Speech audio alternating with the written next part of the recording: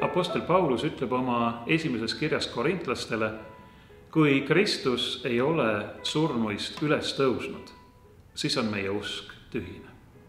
Aga nüüd on Kristus surnuist üles tõusnud. Täna, kui ma neid mõtteid salvestan, on õigupoolest ülestõusmispühani veel paar päeva aega. On suure nädala kolmapäev. Ees seisab see, mida kiriku traditsioonis nimetatakse ladinakeelse nimega Sacrum Triduum ehk eesti keeli 3 püha päeva. 3 päeva, mille jooksul me saame käia koos Kristusega tema kannatuste ja ristiteed, mõtiskleda tema surma ja matmise saladuse üle ning rõõmustada tema ülestõusmisest. Need 3 pühapäeva meenutavad võrdpilti, mida Jeesus ise kasutab oma surma ja ülestõusmise kohta. Ja nimelt ta ütleb juuda rahvale, et teile ei anta muud kui Joona tunnustäht. Mis on see Joona tunnustäht?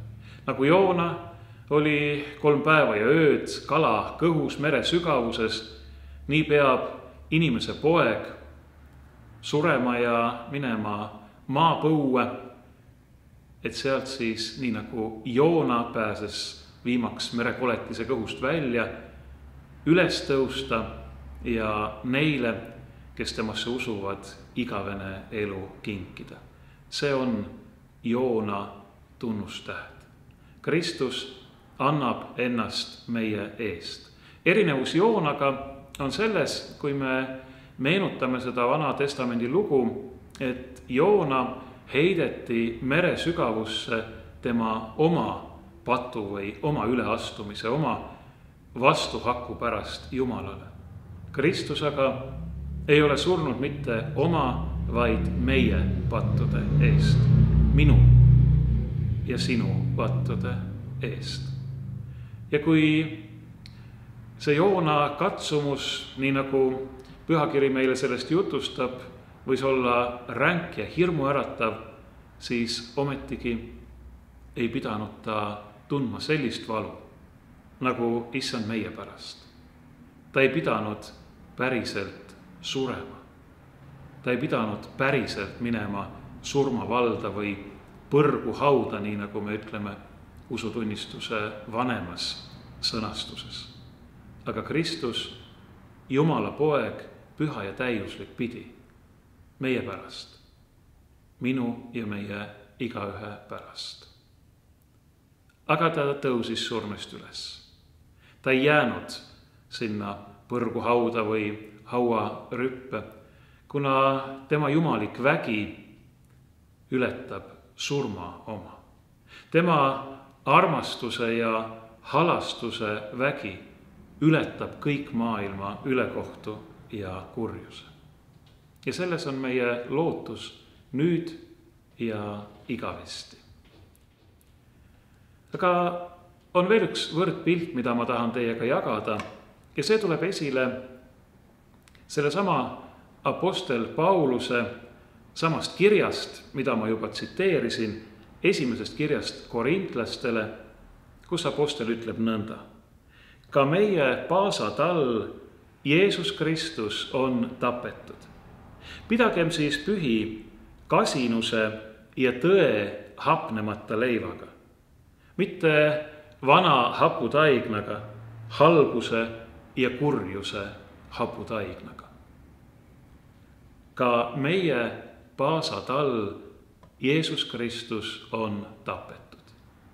Apostel Paulus võrdleb Kristuse kannatusi, surma ja ülestõusmist Iisraeli rahva pääsemisega Egiptuse orjapõlvest. Tuletagem taas meelde seda Vana Testamendi lugu. Iisraeli rahvas oli rännanud Jaakobi ajal või Joosepi ajal, võime ka öelda, välja Egiptusesse, et pääseda näljasurmast. Nad olid elanud seal aga paraku sattunud orjarahva staatusesse. Ja nüüd kutsus Jumal ühe oma sulase suure prohveti Moosese, kes pidi rahva sellest orjapõlvest välja ja tõotatud maale juhtima. Selleks, et Egiptuse valitseja laseks Iisraeli rahval minna, pidi Egiptust tabama 10 kohutavat nuhtlust, millest rängim oli viimane, kõikide esmasündinute hukkumine. Ning pääsesid ainult need, kes olid tapnud ühe talle ning võidnud selle verega oma ukse piitasid ja pealispuud. Kojast, kus oli talle veri, läks hävitaja mööda. Apostel Paulus võrdleb Jeesust selle paasatallega. Tema surm on päästnud meid surmast. Tema veri on päästnud meid hukatusest. Tema surma ja vere väes me võime rännata välja kurjuse orjusest.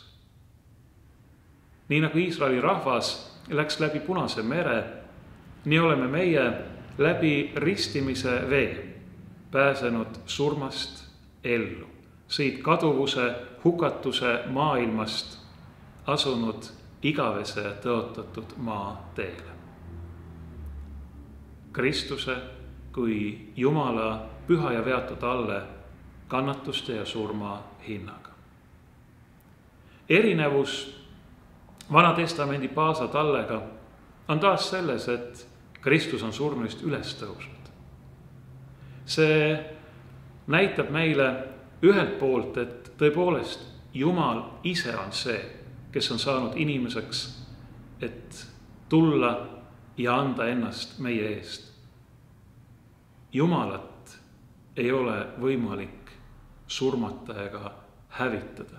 Ja kuigi inimesena võttis ta enda peale kannatused ja surma, koguni häbistava ristisurma, nagu pühakiri meile näitab, siis oma jumalikus väes on ta surma jalge alla tallanud ning hauast üles tõusnud. Selleks, et kõik need, kes on elanud aegade algusest peale surma hirmus ning patu ja kurja meelevallas, võiksid tõusta üles ja elada koos temaga. Aga tuleme korraks veel tagasi Joona juurde. Kui Joona oli olnud seal merekoletise kõhus või mere sügavuses ja sealt välja pääsenud, siis sellega tema lugu ei lõppenud.